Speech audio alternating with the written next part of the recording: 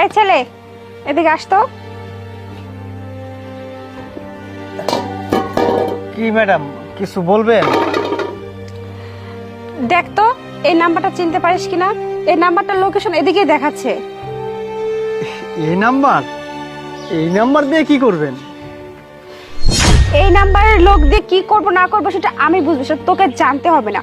তোকে জিজ্ঞেস করা হয়েছে, তুই জানিস কিনা সেটা বল। আচ্ছা ঠিক আছে ম্যাডাম, যেহেতু বলবেন না, কিন্তু এই নাম্বারের লোক দিয়ে আপনারা কি করবেন? এই শোন, তোকে কেন বলতে যাব যে এই লোককে দিয়ে বা এই নাম্বারকে দিয়ে আমরা কি করব। শোন, আমরা একটা কোম্পানি থেকে আসছি, অনেক বড় কোম্পানি। তুই তো মনে হয় কোনোদিন এসব কোম্পানির নামও শুনিসনি, চোখেও দেখিসনি। আর আমরা যার কাছে আসছি না, সে আরো বড় কোম্পানির লোক। তাদের সাথে আমরা একটা ডিল করতে আসছি, এই জন্য তাকে খুঁজতেছি। অবশ্য তোকে এইসব কথা বলে কি করব, তুই তো একটা গরিব ফকিন্নির ছোট লোক। দেখেই তো বোঝা যাচ্ছে বাড়িঘরের যে অবস্থা।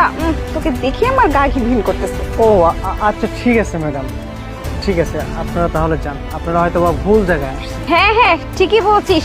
তোর সাথে না এখানে দাঁড়িয়ে দাঁড়িয়ে কথা বলে সময় নষ্ট করে কোনো লাভ নেই। যে খেত খামারের লোক তুই, তোকে দেখেই তো আমার কেমন লাগতেছে। এজন সাহেব, চলুন তো এখান থেকে, শুধু সময় নষ্ট হচ্ছে এখানে দাঁড়িয়ে দাঁড়িয়ে। হ্যাঁ চলেন। হ্যাঁ ম্যাডাম, আপনি ঠিকই বলছেন। এই অশিক্ষিত মানুষের সাথে কথা বলে আমাদের সময় নষ্ট করার প্রয়োজন নেই। স্যার, এইভাবে কথা না বললেও তো হতো। আসলে হ্যাঁ, থাম তো তুই। এই ছাড়, চলেন। ম্যাডাম, একটা কাজ করলে হয় না? যেহেতু লোকেশন এই জায়গায় দেখা যাচ্ছে, তাহলে ওই নাম্বারে একটা ফোন দিলে কেমন হয়? হ্যাঁ, কথাটা আপনি কিন্তু ঠিকই বলছেন। দেখি তো।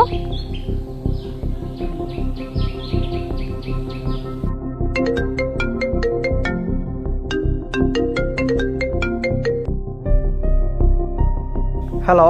হ্যালো। হ্যাঁ স্যার, আপনি কোথায় আছেন? আপনার দেওয়া নাম্বার অনুযায়ী লোকেশনে তো চলে আসছি, কিন্তু আপনাকে তো খুঁজে পাচ্ছি না। আপনার ম্যাডাম দাঁড়ান দাঁড়ান, আপনি যার সাথে কথা বলতেছেন উনি তো সেই স্যার। এই যে আপনার সাথে কথা বলতেছে মনে হচ্ছে। চলেন তো দেখি।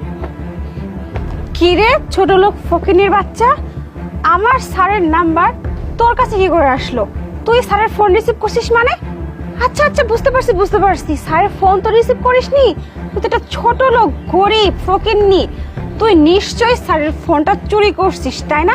কি রে, তোরা গরিব ছোট লোকেরা যে এতটা লোভী, চোর, তুই স্যারের ফোন চুরি করে ফেলছিস।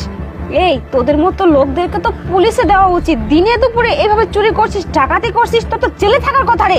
আর দাঁড়া, তোকে না জেলে পাঠানোর ব্যবস্থা করতে হবে।